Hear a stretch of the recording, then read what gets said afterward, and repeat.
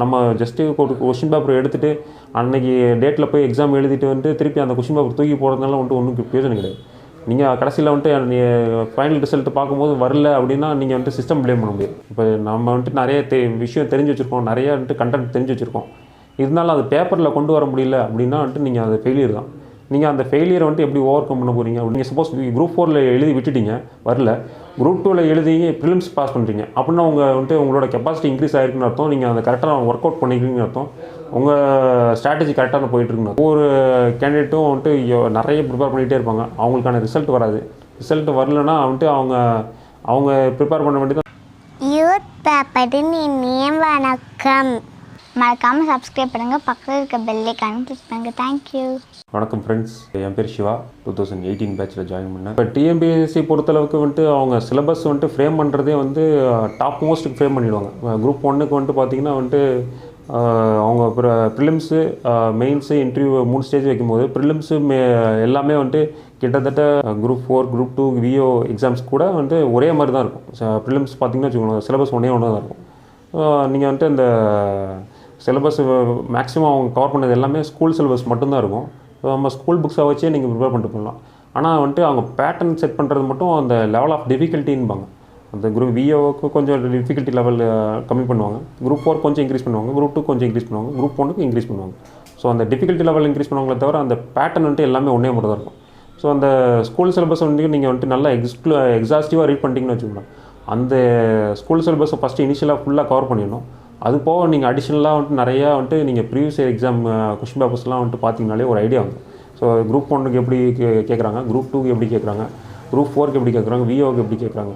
So VO எக்ஸாமுக்கு வந்துட்டு கொஞ்சம் சிம்பிளிஃபைடாக கேட்பாங்க. குரூப் 4க்கு வந்துட்டு கொஞ்சம் இன்க்ரீஸ் பண்ணி ஹார்ட்னஸ் இன்க்ரீஸ் பண்ணுவாங்க. குரூப் 2க்கு குரூப் 2க்கு கொஞ்சம் அதிகப்படுத்துவாங்க. ஸோ நீங்கள் அந்த சிலபஸை ஃபஸ்ட்டு இனிஷியலாக கவர் பண்ணிடணும். சிலபஸ் கவர் பண்ணுறதுனா நீங்கள் அந்த சிலபஸை எதில் கவர் பண்ணுறீங்க, எப்படி கவர் பண்ணுறீங்க, அந்த ப்ரீவியஸ் எக்ஸாம் கொஷின் பேப்பர்ஸில் நம்ம சிலபஸை ஸ்கூல் புக்ஸ்லேருந்து எப்படி எடுத்து கொடுக்குறாங்க அப்படிங்கிறத நீங்கள் ஃபஸ்ட்டு ஃபோக்கஸ்டாக பார்த்துடணும். பார்த்தானா தான் ஒரு ஐடியா கிடைக்கும். கேண்டிடேட்ஸ் வந்துட்டு இனிஷியலாக வந்துட்டு எடுத்த உடனே சக்ஸஸ் எதிர்பார்ப்பாங்க. வித்தின் 1 இயரில் 2 இயரில் வந்து சக்ஸஸ் எதிர்பார்ப்பாங்க. அந்த சக்ஸஸ் வந்துட்டு எதிர்பார்க்குறது அவங்க போட்ட இன்புட்டுக்கு எப்படிங்கிறத அவங்க செல்ஃப் அனலைஸ் பண்ணணும். இப்போ ஒரு கேண்டிடேட் வந்துட்டு குரூப் 4ல் எழுதி கிடைக்கல, ரிப்பீட்டடாக எழுதி வரல அப்படின்னா நீங்கள் என்ன மாதிரி எஃபர்ட்டை போட்டிருக்கீங்கன்றது முதல்ல தெரியணும். ஸோ நீங்கள் வந்துட்டு இப்போ ஒரு எக்ஸாம் நடக்குது, எக்ஸாம் 200 கொஷின்ஸ் கேட்குறாங்க அப்படின்னா நீங்கள் அந்த கட் ஆஃப் எவ்வளோன்றது முதல்ல பார்க்கணும். இப்போ குரூப் 4க்கு ஃபார் எக்ஸாம்பிள் குரூப் 4 எடுக்கிறோம், கட் ஆஃப் வந்துட்டு 180+ வைக்கிறாங்க அப்படின்னா நம்ம வந்துட்டு அந்த 180+ எப்படி அச்சீவ் பண்ணுறது முதல்ல பார்க்கணும். 180+ அச்சீவ் பண்ண முடியுமா அப்படிங்கிற முதல்ல அதுக்கான ஒர்க் அவுட் கொடுக்கணும். ஸோ 180+ ஃபஸ்ட்டு இனிஷியலாக வந்துட்டு ஒரு 2-3 பேப்பர்ஸ் வந்துட்டு நீங்கள் ஜஸ்ட் லைக் ஆர்டினரியாக இப்போலாம் வந்துட்டு நிறைய வந்துட்டு ஆன்லைன் சோர்ஸஸே நிறையா இருக்குது. ஸோ நீங்கள் வந்துட்டு வேறு previous exam question papers attend பண்ணுங்கள், ஆன்லைன் சோர்ஸஸ் நிறைய கொடுங்க. நீங்கள் அது 180+ முதல்ல ரீச் ஆகும். முதல்ல வந்துட்டு உங்களுக்கான டார்கெட் வந்துட்டு கட் ஆஃப் தான். அந்த கட் ஆஃப் எப்படி ரீச் ஆகிறீங்கன்னு பாருங்கள். அந்த கட் ஆஃப் வந்துட்டு நம்ம வந்துட்டு எதெல்லாம் ரீச் ஆகணும், நம்ம எதெல்லாம் டிஃபிகல்ட்டிஸ் ஃபேஸ் பண்ணுறோம். ஒருவேளை மேக்ஸாக இருக்கலாம், இல்லை வந்துட்டு சயின்ஸாக இருக்கலாம், இல்லை ஹிஸ்ட்ரியாக இருக்கலாம். ஸோ அந்த வேறு சப்ஜெக்ட்ஸில் நீங்கள் எதில் ஃபேஸ் பண்ணுறீங்க டிஃபிகல்ட்டிஸ் அப்படிங்கிறத நீங்கள் தெரிஞ்சுக்கணும். ஸோ இப்போ ஒரு மேக்ஸ் கொஷினில் வந்துட்டு 25 to 30 கொஷின்ஸ் கேட்குறாங்கன்னா நீங்கள் கண்டிப்பாக வந்துட்டு நீங்கள் ஒரு 15 to 20 வந்துட்டு நீங்கள் அதில் வந்துட்டு ஒரு 50% இருந்தாவோ நீங்கள் வந்துட்டு கண்டிப்பாக கிளியர் பண்ணி ஆகணும். ஏன்னா அப்படின்னா தான் வந்துட்டு நீங்கள் அந்த கட் ஆஃப் ரீச் பண்ண முடியும். அந்த கட் ஆஃப் ரீச் பண்ணாமல் நீங்கள் வந்துட்டு அவங்க எக்ஸாமை ப்ளேம் பண்ணுறதுனால நமக்கு ஒன்றும் வரப்போகிறது இல்லை. நீங்கள் அந்த 180+ வைக்கிறாங்க டார்கெட். இப்போ ஒரு கேட்டகரிக்கு இப்போ சப்போஸ் பிசி கேட்டகரிக்கு 175 to 180 வைக்கிறாங்கன்னா நீங்கள் அந்த லாஸ்ட் இயர் கட் ஆஃப்க்கும் நம்ம வந்துட்டு இப்போ இனிஷியலாக நம்ம எழுதி இப்போ வரல அப்படின்னா நீங்கள் எவ்வளோ ரீச் ஆகிருக்கீங்கன்னு முதல்ல பார்க்கணும். நம்ம ஜஸ்ட்டு ஒரு கொஷின் பேப்பர் எடுத்துகிட்டு அன்றைக்கி டேட்டில் போய் எக்ஸாம் எழுதிட்டு வந்துட்டு திருப்பி அந்த கொஷின் பேப்பர் தூக்கி போகிறதுனால வந்துட்டு ஒன்றும் பிரயோஜனம் கிடையாது. நீங்கள் கடைசியில் வந்துட்டு ஃபைனல் ரிசல்ட் பார்க்கும்போது வரல அப்படின்னா நீங்கள் வந்துட்டு சிஸ்டம் ப்ளேம் பண்ண முடியாது. நீங்கள் அதை ஒர்க் அவுட் பண்ணணும். நீங்கள் வந்துட்டு இப்போ 200 கொஷின்ஸில் நீங்கள் வந்துட்டு இந்த வாட்டி நான் வந்துட்டு ஒரு 150 ரீச் ஆகிட்டேன்னா அந்த கட் ஆஃப்க்கு எனக்கு எவ்வளோ டிஃப்ரென்ஸ் வருது. But 25 to 30 questions cut off difference வருதுன்னா அந்த 25 to 30 எதனால் போச்சு அப்படிங்கிறது நீங்கள் ஒர்க் அவுட் கண்டிப்பாக பண்ணிடணும்.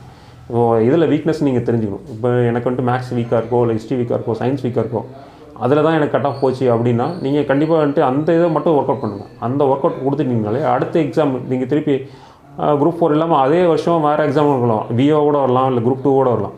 நீங்கள் அது எழுதுங்க. அந்த இப்போ நீங்கள் சப்போஸ் குரூப் 4ல் எழுதி விட்டுட்டீங்க, வரல, குரூப் 2ல் எழுதி ப்ரிலிம்ஸ் பாஸ் பண்ணுறீங்க அப்படின்னா உங்களோட கெப்பாசிட்டி இன்க்ரீஸ் ஆகிருக்குன்னு அர்த்தம். நீங்கள் அந்த கரெக்டாக ஒர்க் அவுட் பண்ணிக்கிறீங்கன்னு அர்த்தம்.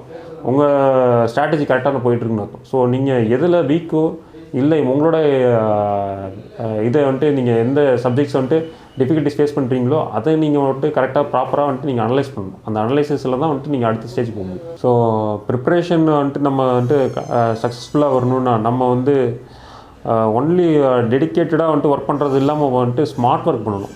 அந்த ஸ்மார்ட் ஒர்க் நீங்கள் கடைசி வரைக்கும் நீங்கள் எக்ஸாம், அதாவது இப்போ மெயின்ஸ் 3rd பேப்பருக்கு எழுதுறீங்க, அந்த 3rd பேப்பர் வரைக்குமே அந்த ஸ்மார்ட்னஸ் இருக்கும்.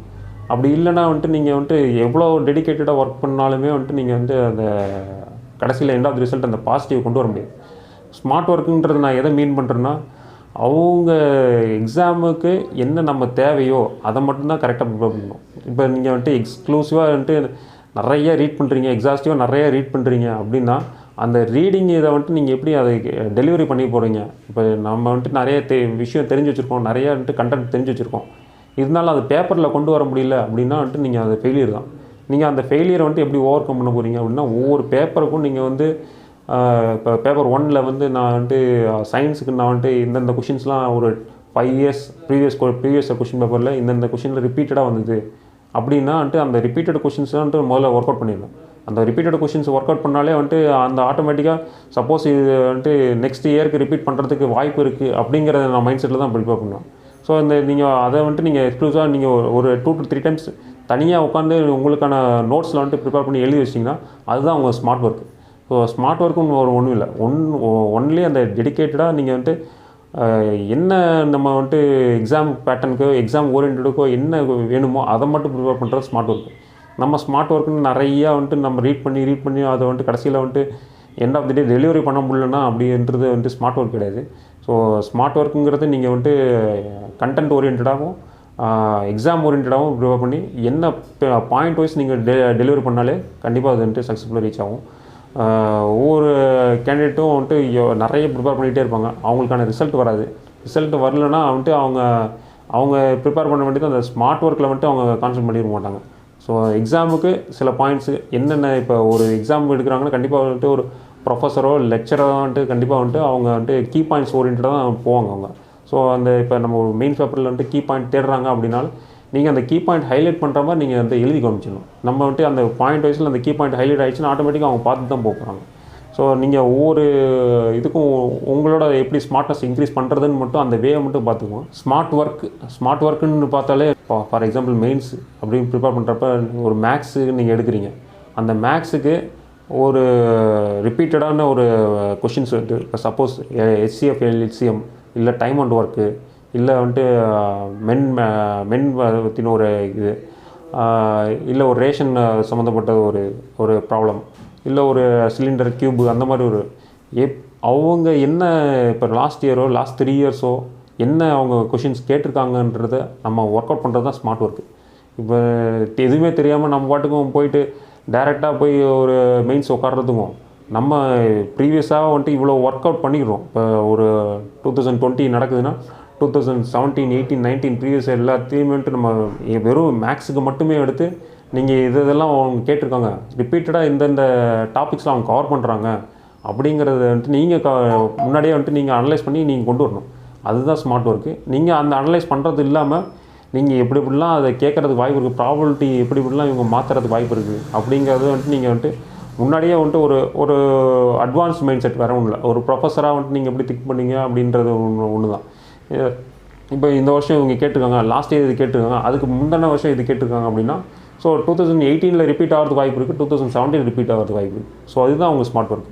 ஸோ ஸ்மார்ட் ஒர்க்குங்கிற ஒன்றும் இல்லை, நீங்கள் ப்ரீவியஸாக ஒரு 4 to 5 இயர்ஸ் கொஷின் பேப்பர் எடுத்து அவங்க அனலைஸ் பண்ணி இந்தந்த டாப்பிக்கெல்லாம் அவங்க கவர் பண்ணிடுவாங்க. ஸோ இதில் மேபி ப்ராபபிலிட்டி ஆஃப் கம்மிங் இந்த கொஷின்ஸ்லாம் வாய்ப்பு இருக்குது, ஜாஸ்தி இருக்குது. ஸோ இதில் நீங்கள் ஃபோக்கஸ்டாக ஒர்க் அவுட் பண்ணிங்கன்னா இதை நீங்கள் இந்தந்த சப்ஜெக்ட்ஸ்லாம் நீங்கள் ஒரு சப்ஜெக்ட்டுக்கு இந்தந்த டாப்பிக்லாம் வாய்ப்பு இருக்குது, இதெல்லாம் ரிப்பீட்டடாக கொஷின்ஸ் ஃப்ரேம் பண்ணிகிட்டே இருக்காங்க. TNPSC இதில் ரொம்ப கான்சன்ட்ரேட்டாக இருக்காங்க. ஸோ இதில் நம்ம ரொம்ப கான்சன்ட்ரேட்டாக நம்ம மேபி அதில் வரத்துக்கு வாய்ப்பு இருக்குது அப்படிங்கிற உங்களோட ஒரு இன்ட்யூஷன் வேறு ஒன்றும் இல்லை. அதுதான் ஸ்மார்ட் ஒர்க்கு.